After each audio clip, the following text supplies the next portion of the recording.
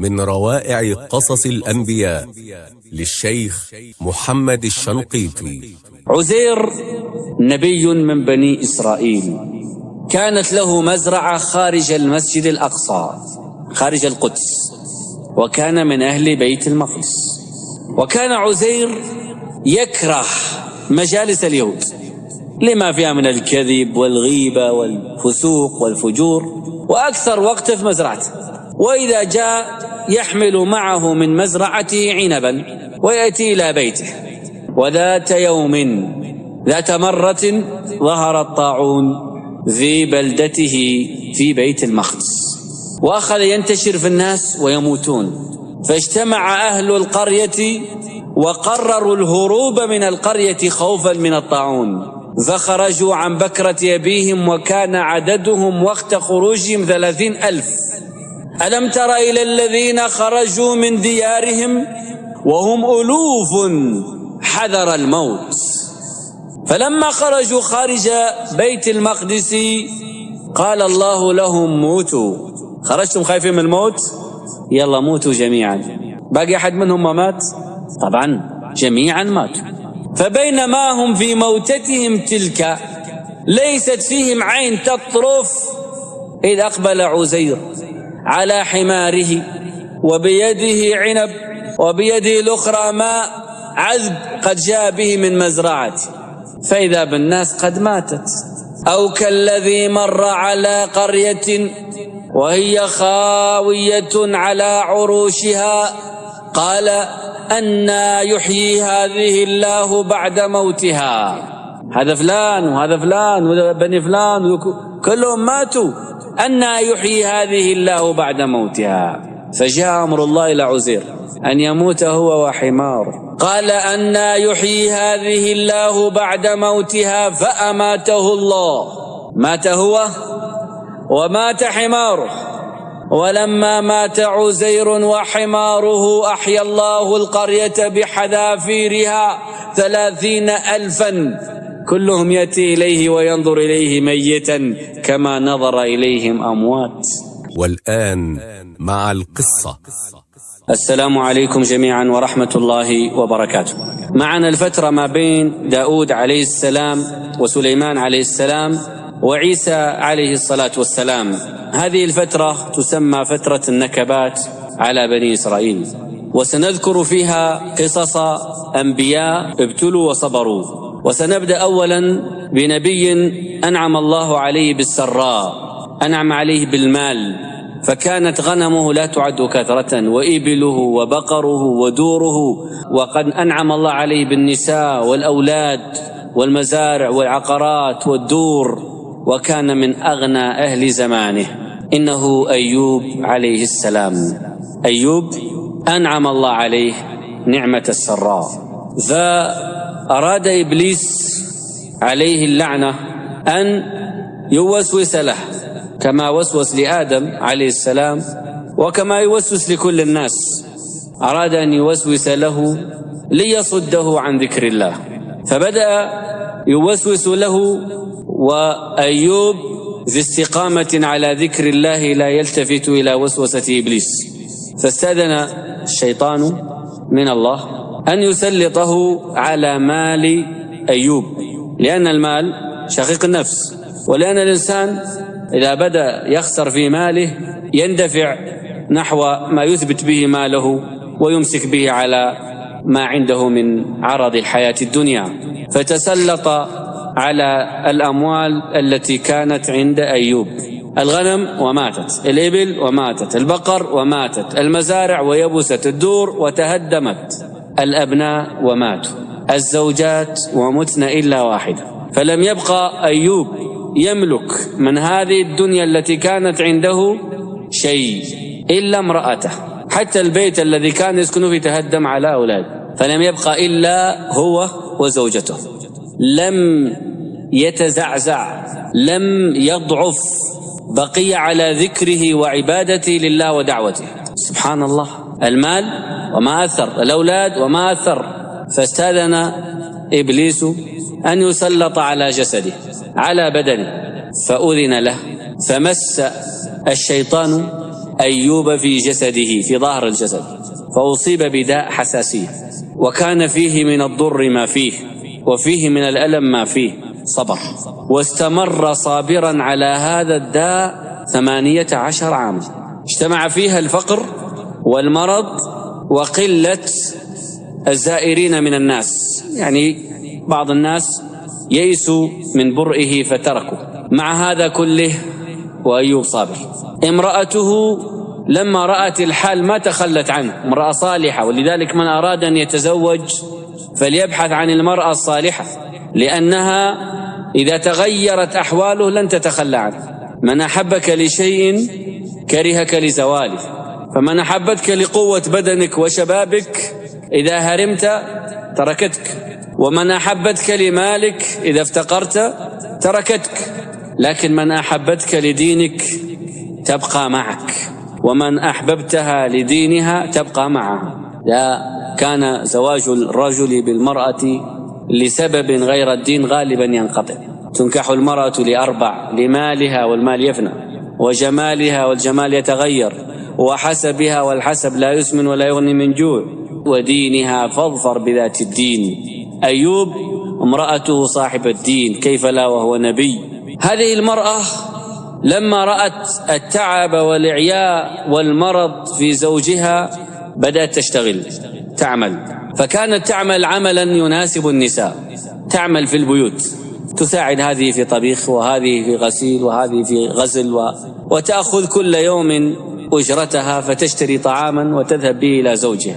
فلما علم الناس أن هذه المرأة زوجة ذلك الرجل المريض خافوا من العدوى فأبوا أن يستقبلوها، فما كان منها إلا أن عمدت إلى شعر رأسها فحلقته، وصنعت منه حبلا من شعر، وباعته برغيف خبز، باعت شعر برغيف خبز، وجاءت تحمله إلى زوجها وقد أصبح رأسها كرأس من خرج من الحج أو العمرة، حلق. فلما رآها زوجها غضب وقال: لأجلدنك 100 جلدة إن شفاني الله وأصبحت عندي قدرة لأجلدنك على هذا الصنيع الذي صنعت بنفسك. عندها تأثرت المرأة وبقيت تروح وتأتي، ولكن أين تذهب في هذا اليوم الذي انقطع فيه كل سبيل في وجهها؟ الشعر وباعته، والبيوت وقد أبعدتها، والمال وقد نفد. جاء رجلان من أصحاب أيوب، مر عليه يتفقد الحال، أهو ما زال حي أم مات؟ اقتربا منه فقال أحدهما للآخر: لقد عمل أيوب ذنبا عظيما بسببه ابتلي هذا البلاء. سمع أيوب هذه الكلمة فذرفت عيناه بالدموع، وقال لهما: أما إني لأمر بالسوق والناس يتبايعون، وهذا يقسم بالله وهذا يقسم بالله، فأرجع إلى بيتي فأخرج كفارتين عنهما، لأن أحدهما حانث لا محال، حتى لا يقسم باسم الله على كذب. ثم قال كلمته، قال دعاءه. طبعا رجعت زوجته ولم تجد شيئا، جلست معه، قالت: يا أيوب، أما تسأل الله أن يشفيك؟ قال لها: كم لبثنا في هذا البلاء؟ قالت: 18 عاما. قال: إني لأستحي من الله أن أسأله عافية من بلائه، ولما يصل بعد إلى قدر نعمائه.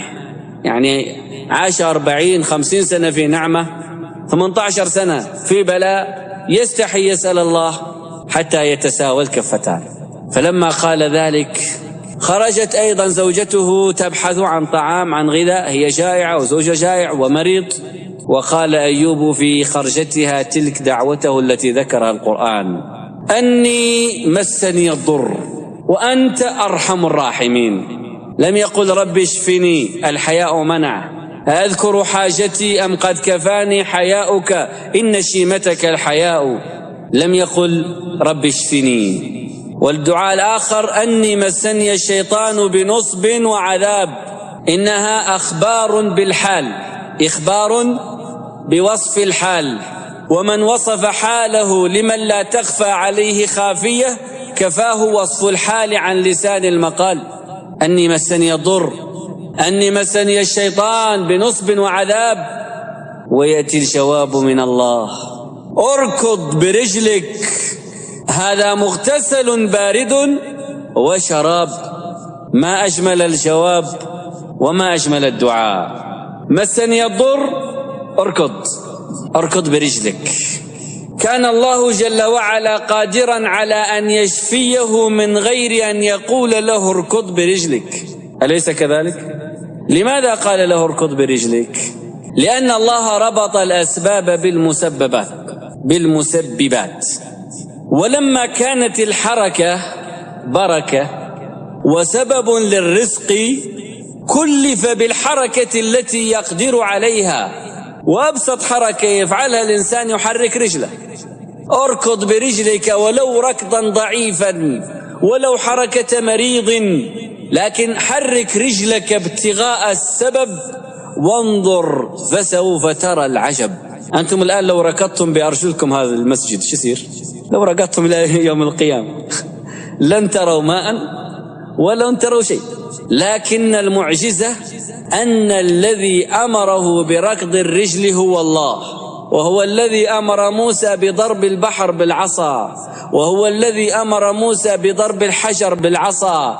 اضرب بعصاك الحجر، العقل يقول إذا ضربت العصا الحجر انكسرت، ولم تنكسر بل تفجر الماء. اضرب بعصاك البحر، العقل يقول لو ضربت العصا البحر لتطاير الماء، لكن لم يتطاير بل انفلق. اركض برجلك الأرض. ركضة الأرض من مريض ماذا تفعل؟ غيرت، فتفجر الماء كما تفجر يوم ركض إسماعيل برجليه الأرض. هاجر على الصفا، ثم تنزل إلى المروة، ثم إلى الصفا، ثم إلى المروة، وإسماعيل تحت دوحة وحده، طفل صغير رضيع ركض برجليه الأرض فانفجر الماء.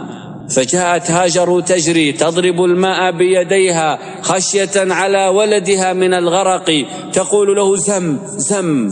قال النبي صلى الله عليه وسلم: رحم الله أمنا هاجر، لو لم تقل زمزم لكان الآن نهرا يجري. والزم التوقف باللغة إيش؟ القبطية، يعني توقف. اركض برجلك. طيب أي رجليه ركض بها، اليمين ولا اليسار أو هما معا؟ ايش رأيكم؟ الآمر الله، وهذا الأمر طاعة لله، والطاعات في الأصل تعمل باليمين. إذا شفت واحد يسلم بيده اليمين اليسار شو تقول؟ تقول لا، صافح بيمناك.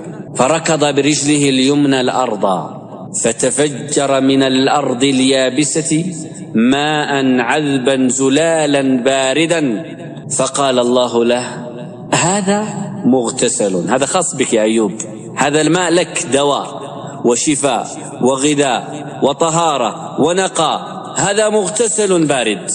في هذه الآية إعجاز علمي وإعجاز طبي.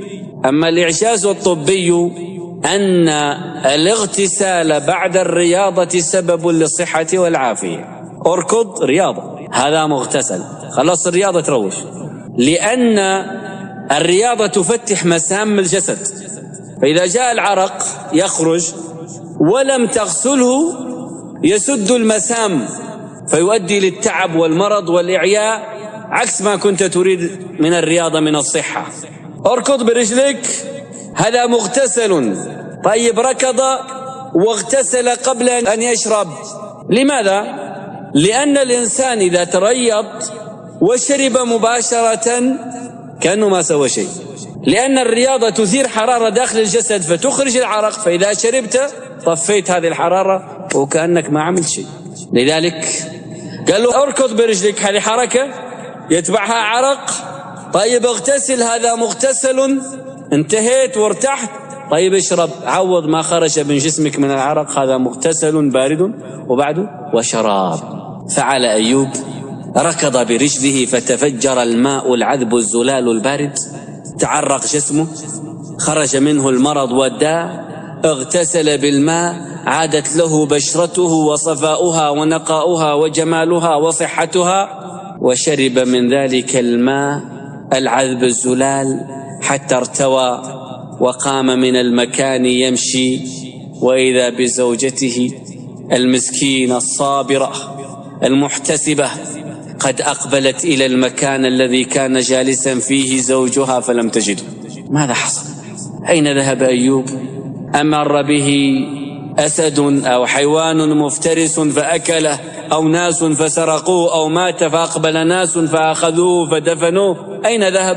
وبينما هي تبحث إذ رأته واقفا يبتسم ينظر إليها من مكان غير بعيد، فلما رأته لم تعرفه، تحجبت، أقبلت نحوه مشبهة، لسان حالها كلسان حال بلقيس يوم رأت عرشها فشبهته، فقيل أهكذا عرشك؟ قالت كأنه هو. قالت له أما رأيت رجلا مريضا كان يجلس هنا يشبهك أيام صحته؟ فتبسم وقال أنا أيوب، أنا زوجك، قد من الله علي وشفاني وأعاد لي الصحة والعافية. قالت إذن ادعو الله فليرزقنا مالا، ما دامت الصحة رجعت والعافية رجعت باقي المال.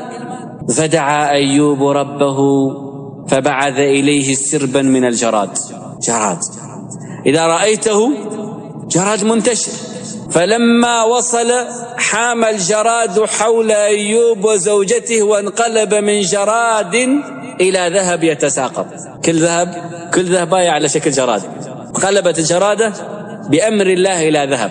فقام أيوب يجمع في ثوبه من هذا الذهب، فناداه ربه يا أيوب تجمع هذه الدنيا؟ قال هذا من فضلك، ولذلك كل شيء جاي من عند الله فهو مبارك. النبي صلى الله عليه وسلم كان إذا نزل المطر كشف عن رأسه واستقبله برأسه وقال هذا ماء حديث العهد بربه. جمع أيوب من ذلك المال ما جمع، وعاد إلى القرية التي كان فيها مريضا، عاد إليها يحمل من الذهب ما لو أراد أن يشتري القرية بحذافيرها لاشتراه، وتزوج بأخرى، وولدت له زوجته الحالية معه أولاد آخرون، وأعطاه الله أهله ومثلهم معهم، وأمواله التي كانت قد نفدت ومثلها وعشرات أمثالها، ومن صبر ظفر، والله جل وعلا لا يخلف الميعاد، وعاقبة الصبر جميلة. هذا أيوب قال الله عنه إنا وجدناه صابرا نعم العبد إنه أواب. ما أجمل الثناء إذا كان من الله، فهل يجدون الله صابرين؟ وهل نستحق أن يقول لنا ربنا نعم العباد؟ إن الطريق لذلك الأوبة والتوبة، فمن آب إلى الله وتاب إلى الله وصبر لله وبالله وفي الله فهو بإذن الله نعم العبد، مهما كان، أينما كان، كيفما كان، إن الله يحب الصابرين الذين إذا أصابتهم مصيبة قالوا إنا لله وإنا إليه راجعون، أولئك عليهم صلوات من ربهم ورحمة وأولئك هم المهتدون. أنتقل بحضراتكم إلى نبي آخر واجهه ابتلاء عظيم، نبي من أنبياء الله، هو عظيم في قومه وعظيم عند ربه وعظيم لأنه نبي كريم. بعثه الله في قرية نينوى في أرض العراق، وكان عدد سكان القرية 100,000 أو يزيدون، فدعاهم 9 سنين متوالية ليلا ونهارا يدعوهم إلى الله، وهم لا يزدادون منه إلا بعدا، فلم يصدقه أحد ولم يتبعه أحد. وجاء الوحي إليه أن أنذر أهل نينوى عذاب الله بعد 3 أيام ظن يونس بن متى أن العذاب الإخبار به دليل مشروعية الهجرة فهاجر، لكنه لم يؤذن له بالهجرة بعد 3 أيام. أصبر اليوم الأول، أصبر اليوم الثاني، اليوم الثالث هاجر. فهاجر من أول يوم، هاجر من الأرض التي لا يذكر فيها اسم الله، التي لا يؤمن أهلها بالله. فلما رآه قومه يجمع أمتعته ويريد الهجرة والخروج قالوا ما دام وعدنا أن العذاب بعد 3 أيام فلعله صادق. ويخرج ذو النون يونس بن متى وهو ثاني نبي ينسب إلى أمه. لا أعلم في تاريخ الأنبياء نبيا نسب إلى أمه إلا 2، من هما؟ عيسى بن مريم ويونس بن متى. كانت أم يونس اسمها متى، هذه المرأة تقوم مقام 10 رجاجيل، ومريم تقوم مقام كم؟ 100. وين 100؟ أما منا فحط 1,000,000 والله مليار لأن هذه المرأة من الكاملات من النساء. وسنأتي لقصة مريم وقصة ابنها عيسى إن شاء الله تعالى، وسترى في قصة هذه المرأة العجب العجاب. انطلق يونس ابن متى نحو البحر، فلما وصل أبصر سفينة أشار إليها، وكانت هذه السفينة مشحونة مليئة بالناس ومليئة بالبضائع. ولكن الإنسان طماع، خصوصا أصحاب السفن والتكاسي والسيارات طماعين، إذا شافوا الراكب وقفوا له حتى لو يحطوا على رؤوسهم. فوقفوا ليونس وأركبوه معهم، فكان في حرف السفينة، تعرف حرف السفينة؟ طرفها. فلما ركب في السفينة دخل في الصلاة، الله أكبر. ولما دخل في الصلاة ما هي إلا دقائق من ركوبه في السفينة حتى هاج البحر وماج، وكادت السفينة أن تغرق بمن فيها. فقال ربان السفينة إن هذا الأمر لا يحصل البتة إلا إذا كان ركب معنا رجل من أهل المعصية، رجل ظالم لنفسه. فقال كل من في السفينة اضربوا القرعة، فمن وقعت عليه القرعة فهو ظالم. ويضرب القرعة وتقع على الرجل الذي يصلي يونس، فيقولون مستحيل، هذا رجل صالح، هذا أصلح مننا كلنا، عيدوا مرة ثانية. ويضرب القرعة مرة ثانية وتسقط عليه، ومرة ثالثة وتسقط عليه، والبحر يموج والسفينة تتمايل. قالوا ما في إلا نخبر يعطينا حل هو من عنده. ويجوا عنده ربان السفينة والمجموعة، يا شيخ أنت ترى ما حل بنا، ونحسبك والله حسيبك من الصالحين، ونحن عملنا القرعة فسقطت عليك، فهل أنت ظالم لنفسك وأنت تعلم أن القانون أن الظالم يرمى من السفينة في البحر؟ قال نعم أنا ظالم لنفسي وارموني في البحر. فأخذوه فرموه في البحر، ويأتي أمر الله من فوق عرشه إلى أكبر حوت في البحر أن يستقبل الضيف الكريم يونس بن متى، ويوحي الله لذلك الحوت يقول له يا حوت إن يونس ليس رزقا لك بل هو ضيف عندك، فيبلعه من غير أن يكسر له عظم أو يجرح له لحم أو يقطع له شعره، ويدخل يونس إلى بطن الحوت كما يدخل أحدكم إلى غرفته، وينتفخ بطن الحوت ليوسع المجال ليونس. وهناك وما أدراك ما هناك في تلك الظلمات، ظلمة بطن الحوت، ظلمة البحر، ظلمة الليل، نادى يونس ربه، نادى في الظلمات الثلاث، ظلمة بطن الحوت، ظلمة البحر، ظلمة الليل، نادى بكلمة التوحيد. أول ما دخل في بطن الحوت أسمعه الله تسبيحات الحوت فهذا القرش يسبح، وهذا حوت الهامور يسبح، وهذا حوت ثاني يسبح، وذا حوت آخر أكبر يسبح، وإذا به يسمع الكون من حوله يسبح بالله، يسبح باسم الله. سبح لله ما في السماوات وما في الأرض وإن من شيء إلا يسبح بحمده. سمع التسبيح فعلم أنه استعجل وهاجر قبل أن يؤذن له، وعلم أن أصحاب السفينة إنما رموه من السفينة لأنه ظالم لنفسه، وما الظلم الذي فعله يونس إلا أنه استعجل قبل أن يؤذن له لطاعة من طاعات الله. هل الهجرة معصية؟ ما من نبي بعثه الله إلا وهاجر. إبراهيم إني ذاهب إلى ربي سيهدين، ربي هب لي من الصالحين. لوط هاجر بابنتيه، صالح هاجر، هود هاجر، موسى هاجر بقومه، عيسى هاجر، محمد صلى الله عليه وسلم هاجر. طيب يونس هاجر قبل أن يؤذن له. وذا النون، والنون هو الحوت، إذ ذهب مغاضبا غضب على قومه لأنهم لم يستجيبوا لله.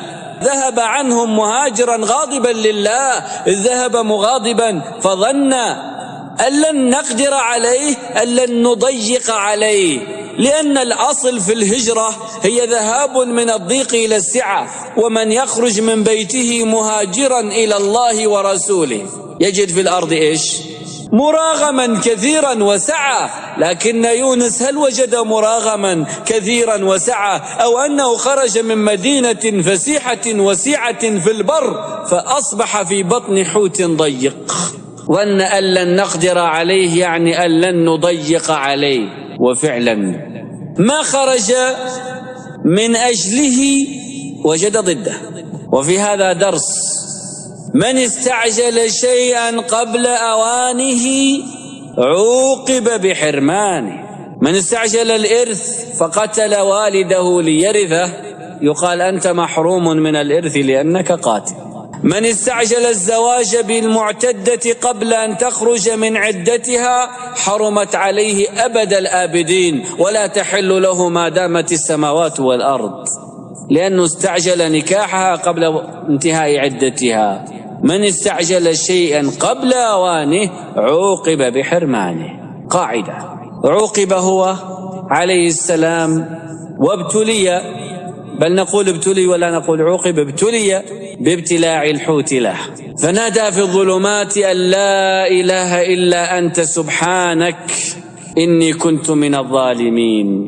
وهنا قاعدة: أن من أودع رصيدا عند الله ينفعه ذلك الرصيد في وقت الحاجة إليه، فلولا أنه كان من المسبحين للبث في بطنه إلى يوم يبعثون. فتسبيحه في بطن الحوت نفعه، وتسبيحه قبل بطن الحوت نفعه. والتسبيح هنا بمعنى الصلاة، فلو كان تاركا للصلاة للبث في بطن الحوت، فالصلاة مفتاح الفرج. كان النبي صلى الله عليه وسلم إذا حزبه أمر بادر إلى الصلاة. أرحنا بها يا بلال، واستعينوا على ماذا؟ على كل شيء. بماذا؟ بالصبر والصلاة. فلولا أنه كان من المسبحين للبث في بطنه إلى يوم يبعثون. فلما نادى بهذا النداء واستجاب الله له أمر الحوت أن يخرجه إلى اليابسة، فقذف به الحوت على الشاطئ ومشى على الشاطئ، وجاء أمر الله إلى الأرض أن تستقبل هذا العبد الكريم الطيب وأن تنبت له فورا بأمر الله شجرة من يقطين تؤتي أكلها كل حين. وبينما يونس جالس على ضفة البحر إذ خرجت شجرة من يقطين وهو ينظر، وأنبتت وأثمرت، فأخذ يقطينة فأكلها فكان فيها الدواء والشفاء والغذاء. وجعل الله في اليقطين جميع المضادات الحيوية، وهو علاج لجميع الأمراض الباطنية، ولذلك كان النبي صلى الله عليه وسلم يحبه.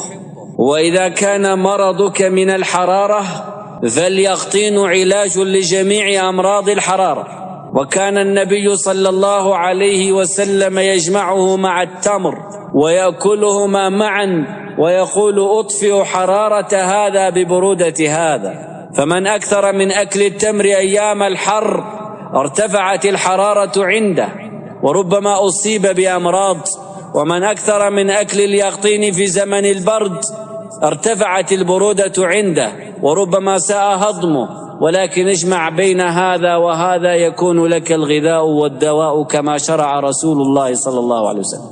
أنبتنا عليه شجرة من يقطين فأكل وعادت له صحته وعاد إلى قومه. أرجع بحضراتكم إلى قومه بعد أن ذهب عنهم. ماذا فعل الله بهم؟ ركب يونس السفينة، قومه جروا خلفه ففاتهم، يريدون يقول له ارجع إلينا فسوف نؤمن. لم يرجع. قالوا إذن قد صدقنا يونس وإننا نخاف من عذاب الله. فخرجوا جميعهم 100,000 نسمة خرجت من قرية نينوى كما يخرج الناس لطلب الاستسقاء، وقد لبسوا المسوح وغيروا من أحوالهم وبكوا جميعا لله: ربنا اكشف عنا العذاب إنا مؤمنون، آمنا يا رب بيونس وجرينا خلف ما مسكناه، نريد نقول له آمنا بك يا رب. فاستجاب الله لهم. وما من قرية رفع عنها العذاب بعد أن حاق بها إلا قوم يونس. رفع الله عنهم العذاب بعد أن حاق بهم، بعد أن كاد أن يحل بهم. ورجع يونس فوجد قومه كلهم مسلمون. وما من نبي آمنت به أمته كلها غير يونس. كل نبي عنده معارضة، عنده واحد كافر، 2 إلا يونس، أمته جميعا آمنت به فآمنوا كلهم أجمعون. يونس ابن متى بقيت هذه القرية محتفظة باسمه وبحياته وقصصه، بقي فيها الإيمان إلى عهد النبي صلى الله عليه وسلم. وفي مجيء النبي صلى الله عليه وسلم إلى الطائف يدعوهم إلى الله وواجهوا ما واجهوا من السفهاء، بعث إليه أحد رجالات الطائف غلاما من أهل نينوى عراقيا اسمه عداس يحمل عنبا للنبي صلى الله عليه وسلم. قال: يا هذا خذ. فقال النبي صلى الله عليه وسلم: السلام عليك ورحمة الله. تعجب عداس، قال: ما سمعت هذه الكلمة أبدا إلا عندك. قال: أنت من أي بلد؟ قال: أنا من قرية نينوى. قال: قرية العبد الصالح يونس بن متى. قال: أو تعرف يونس؟ قال: ذاك أخي، أنا نبي وهو نبي. قال عداس: أشهد أن لا إله إلا الله وأنك رسول الله، وأخذ يقبل رأسه. هذا رسول الله صلى الله عليه وسلم يقول عن يونس: أخي. أما قول الله عز وجل: ولا تكن كصاحب الحوت إذ نادى وهو مكظوم، نهي النبي أن يكون كحال يونس، فليس في هذا تقصير في يونس. فيونس بن متى نبي ولكنه استعجل، والنبي ينهى أن يستعجل، يعني اصبر ولا تستعجل على قومك كما استعجل يونس بن متى على قومه. أما نبينا الآخر بعد يونس بن متى فهو عزير. وما أدراكم ما عزير؟ عزير نبي من بني إسرائيل، كانت له مزرعة خارج المسجد الأقصى خارج القدس، وكان من أهل بيت المقدس. وكان عزير يكره مجالس اليهود لما فيها من الكذب والغيبة والفسوق والفجور، وأكثر وقت في مزرعته. وإذا جاء يحمل معه من مزرعته عنبا ويأتي إلى بيته. وذات يوم ذات مرة ظهر الطاعون في بلدته في بيت المقدس، وأخذ ينتشر في الناس ويموتون، فاجتمع أهل القرية وقرروا الهروب من القرية خوفا من الطاعون، فخرجوا عن بكرة أبيهم وكان عددهم وقت خروجهم 30,000. ألم تر إلى الذين خرجوا من ديارهم وهم ألوف حذر الموت، فلما خرجوا خارج بيت المقدس قال الله لهم موتوا. خرجتم خايفين من الموت؟ يلا موتوا جميعا. ألم تر إلى الذين خرجوا من ديارهم وهم ألوف حذر الموت فقال لهم الله موتوا. باقي أحد منهم ما مات؟ طبعا جميعا ماتوا. فبينما هم في موتتهم تلك ليست فيهم عين تطرف إذ أقبل عزير على حماره وبيده عنب وبيده الأخرى ماء عذب قد جاء به من مزرعته، فإذا بالناس قد ماتت. أو كالذي مر على قرية وهي خاوية على عروشها قال أنى يحيي هذه الله بعد موتها. هذا فلان وهذا فلان وبني فلان كلهم ماتوا، أنى يحيي هذه الله بعد موتها. فجاء أمر الله إلى عزير أن يموت هو وحماره، قال أنى يحيي هذه الله بعد موتها فأماته الله. مات هو ومات حماره. ولما مات عزير وحماره أحيا الله القرية بحذافيرها 30,000 كلهم يأتي إليه وينظر إليه ميتا كما نظر إليهم أموات. فقال لهم الله موتوا ثم أحياهم بعدما أمات عزير الذي رآهم أموات، فنظروا إليه ميتا كما نظر إليهم أموات ثم أحياهم. إن الله لذو فضل على الناس ولكن أكثر الناس لا يشكرون. رجعوا إلى بيوتهم وقالوا لما نخرج خوفا من الموت والموت قد أتانا خارج نرجع. فرجعوا فعاشوا إلى آجالهم وشهدوا جميعا على موت عزير وعزوا أهله. وكان من ضمنهم فتاة جارية صغيرة وقت موت عزير كان عمرها 10 سنوات، وكانت ممن نظر إلى عزير وحماره وقت موته. وبعد مضي 100 عام أحيا الله عزيرا وأحيا حماره، فأماته الله 100 عام ثم بعثه. قال كم لبثت؟ نظر عزير إلى العنب ما تغير، إلى الماء ما تغير، إلى جسمه ما تغير. قال لبثت يوما أو بعض يوم، يعني يمكن نمت ساعة يوم والله جزء من يوم. قال بل لبثت 100 عام، فانظر إلى طعامك العنب وشرابك لم يتغير. لكن شوف الجهة الثانية، انظر إلى حمارك. الحمار أصبح عظاما نخرة يابسة. 100 سنة على حمار، ايش تتوقع يصير؟ شكل عظامه. وانظر إلى حمارك. طيب ماذا سيرى من الحمار غير العظام؟ هيكل عظمي، حتى العظام مفتكة ما عادت متصلة مع بعض. هذه العظام تفككت من طول الزمن. وانظر إلى العظام كيف ننشزها ثم نكسوها لحما، وإذا بالعظام تدب فيها الحياة، وإذا بها تعرق ويأتي فيها رطوبة، وإذا باللحم ينبت فوقها يجري، وإذا بالجلد ينبت فوق اللحم، وإذا بالشعر يخرج من الجلد، وإذا بالحمار يقوم فينهق مستويا كأنما لم يصر عليه شيء. سبحان الله. وانظر إلى العظام كيف ننشزها ثم نكسوها لحما. فلما تبين له قال أعلم أن الله على كل شيء قدير. ركب حماره وأخذ طعامه وشرابه وأقبل على مدينته بيت المقدس. تغيرت المدينة، لم تكن هذه المباني هي التي كانت من قبل، لم تكن هذه الشوارع بالصورة التي كانت عليها، لم يكن هذا البشر على ما كانوا عليه. ويمشي إلى بيته ويجد أحفاده أصبحوا رجالا. يا الله، أولاده صاروا أكبر منه 100 سنة، أولاده منهم من مات. ووجدوا لما جاء إلى بيته: من أنت؟ قال: أنا عزير. من عزير؟ قال: هذا بيتي. قال: فيه جدنا عزير قد مات من قبل 100 سنة. قال: يا جماعة أنا عزير.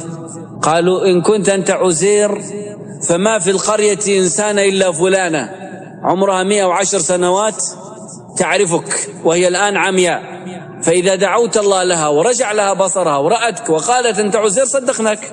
قال: جيبوها. فجابوا 110 سنوات تعكز على عكاز، فدعا الله فرد الله إليها بصرها، فلما رأته قالت: عزير. قالت اليهود: نشهد أنك ابن الله. شو المجرمين. وقالت اليهود: عزير ابن الله. فلم يجدوا شيء يكرمه به إلا أن جعلوا شريك لله سبحانه. عليهم من الله ما يستحقون. طبعا آمن به من آمن، وعاش عزير عمره بعد ذلك ومات عليه الصلاة والسلام. ثم يقوم في بني إسرائيل بعد ذلك إمام للمسجد الأقصى شأنه عظيم، اسمه عمران، وهو الذي ذكر الله قصته وأنه اصطفى آله. إن الله اصطفى آدم ونوحا وآل إبراهيم وآل عمران على العالمين.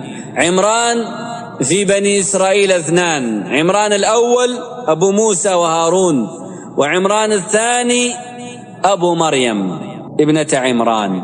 عمران هذا تزوج امرأة اسمها حنة وهو صديق زكريا، وتزوج زكريا أخت حنة اسمها إيساع.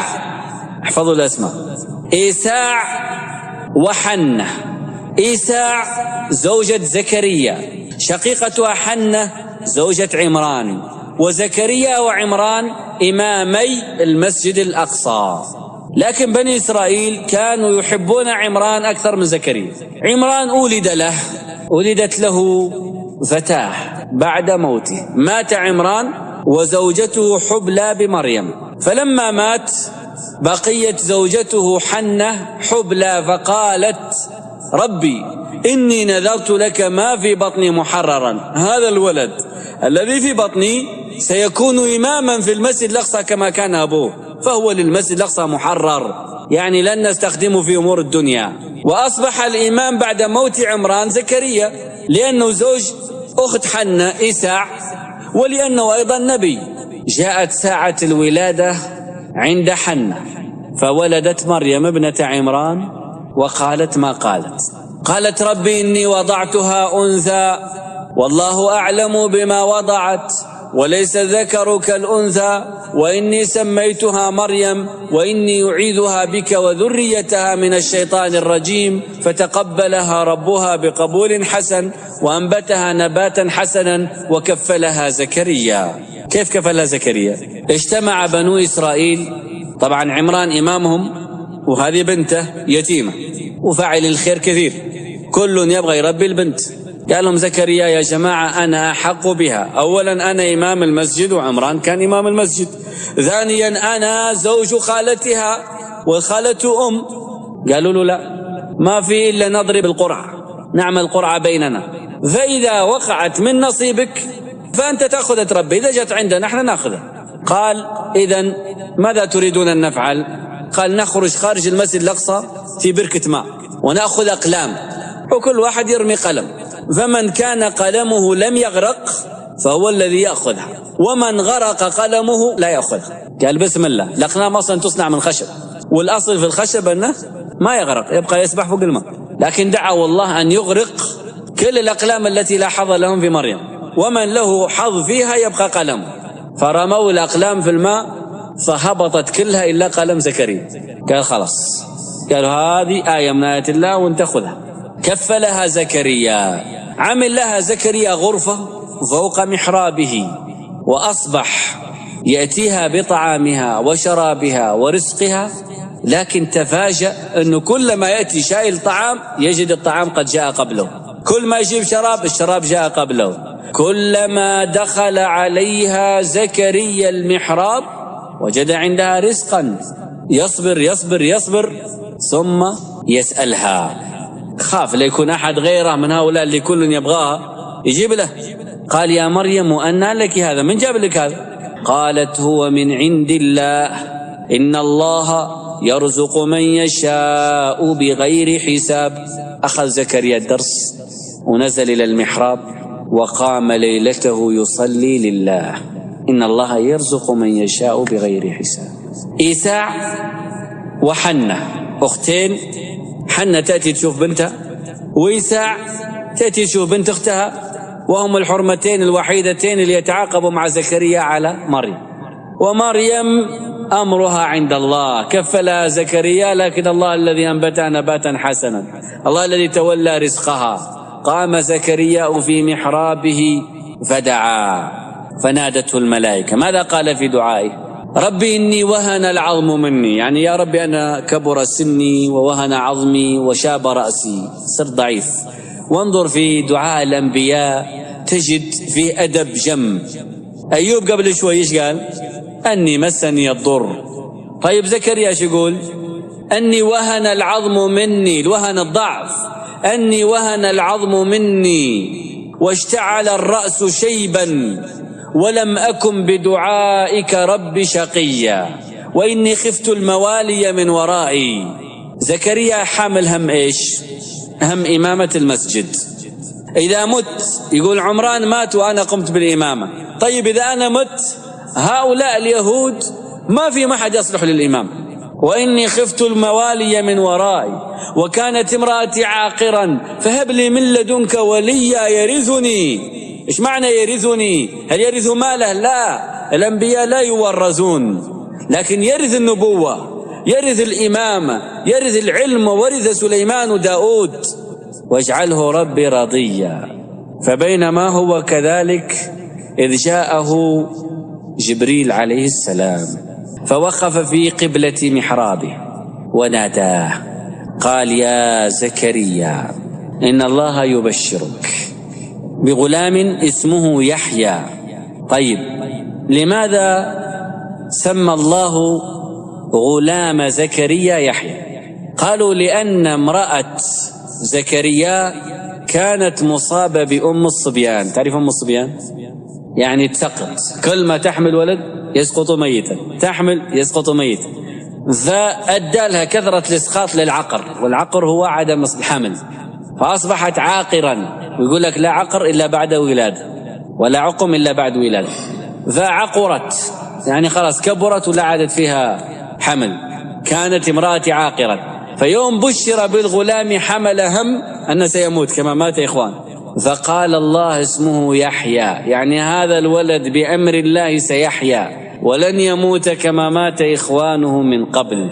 اسمه يحيى، لم نجعل له من قبل سميا، لم يسمي أحد في التاريخ قبل يحيى باسم يحيى. والسمي هو الموافق في الاسم، فلان سمي فلان يعني اسمان متشابهان. لم نجعل له من قبل سميا. طيب زكريا الآن يريد العلامة الدالة على أنه فعلا دعاء مستجاب، ويريد الآية على أنها حملت. قال رب اجعل لي آية، أول ما تحمل نبي علامة. قال له آيتك ألا تكلم الناس 3 ليال سويا، يعني آية إن هذا الكلام حق، أن الكلام سيؤخذ منك فلا يؤذن لك بالكلام لمدة 3 أيام. الصباح وجد زكريا نفسه لا يستطيع يتكلم، فخرج على قومه من المحراب اللي كان يدعو فيه، قائم يصلي في المحراب، خرج على قومه من المحراب يبغى يتكلم كالعادة، وجد نفسه ما يقدر يتكلم، فأوحى إليهم، أشار إليهم أن سبحوا بكرة وعشية. وهذا كلام الإشارة، عرفوها وعرفوا أنها آية من عند الله، وأخذوا كل ما يشوفون يسبحوا سبحان الله ما يقدر يتكلم. سبحان الله. بعد 3 أيام انطلق يتكلم. حملت زوجته بيحيى فعلا، وجاءت ساعة الصفر وولدت إيساع امرأة زكريا يحيى، وأصبح يحيى نبيا من ولادته. يا يحيى خذ الكتاب بقوة، خذ الكتاب تو تولد. وآتيناه الحكم صبيا وحنانا من لدنا وزكاة وكان تقيا وبرا بوالديه. من شدة بر يحيى بأبيه لم ينظر في وجه قط، منذ اتولد لم ينظر في وجه أبيه ولا أمه، نزل راسه. وبرا بوالديه، بالأب والأم، وكان تقيا لله. قال أهل العلم لا تقوى بلا بر، لا تقوى بلا بر.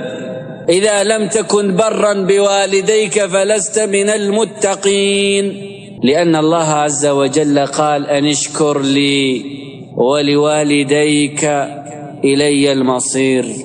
فمن شكر لله ولم يشكر للوالدين فويل له من الله. العاق يفعل ما يشاء ومصيره النار ولو صلى وصام وزكى وحج. العقوق من كبائر الذنوب، بل من الموبقات. ما هي الموبقات؟ الموبقة هي الذنب العظيم الذي يوبق صاحبه، يهلك، مهلكات. وبرا بوالديه ولم يك جبارا شقيا، والسلام عليه يوم ولد ويوم يموت ويوم يبعث حيا. وهذه الأيام الثلاث من سلم الله عليه فيها فقد أسعده في الدنيا والآخرة. السلام عليه يوم ولد فلا يمسه شيطان، ويوم يموت فلا يقربه شيطان، ويوم يبعث حيا فإلى جوار الرحمن. وبرا بوالديه ولم يك جبارا شقيا. كل من عق والديه تجبر وقسى قلبه وأصبح شقيا في حياته، لا يتيسر له أمر. ومن بر بوالديه أعطي الرحمة والرأفة والحنان وتيسرت أموره. يحيى وزكريا لما رأت بنو إسرائيل مكانتهما من مريم، طبعا مريم في وقت ولادة يحيى حصل لها حمل بعيسى، وهذا الموضوع مريم وعيسى سنفرد لها درس كامل في الدرس القادم إن شاء الله. نعود إلى زكريا ويحيى وننظر كيف كانت عاقبة أمرهما. افترى اليهود على زكريا فرية عظيمة. لما حملت مريم بعيسى قالوا هذا الحمل من زكريا، فاتهموه بالزنا، وأخذوا يعادونه من ذلك الوقت ومن بعد مولد عيسى وبعد مولد يحيى، ويتهمونه بأنواع من الفسوق والفجور هو منها بريء، حتى جاءت تلك الساعة. طبعا كان هو قاضي يقضي بينهم ويؤم ويصلي بهم. كان هناك ملك من ملوكهم مات فورث الملك ولده، وكان الولد فاجرا. هذا الولد أراد أن يتزوج بابنة أخيه، وأرسل إلى زكريا يريد الفتوى بجواز ذلك. قال له زكريا لا يجوز للرجل أن يتزوج بابنة أخيه، حرام عليه. فغضب وأمر بقتل زكريا، فقتل زكريا عليه السلام صبرا. وقيل إنه جاء إلى شجرة ففتحها الله له ودخل بداخل جوفها يحتمي فيها، فقطعوا الشجرة وقتلوه بداخلها. بقي يحيى. أما يحيى بالناس، وأصبح الناس يأتون إليه بعد موت أبيه. وقامت تلك الفاجرة أيضا بإغواء عمها، وشربت الخمر وأشربته إياه حتى هم بها، فقالت حتى تدفع مهري. فقال لها وما مهرك؟ قالت رأس يحيى. فأرسل إلى يحيى فقتل، وقطع رأسه وجيء به يذلب دما.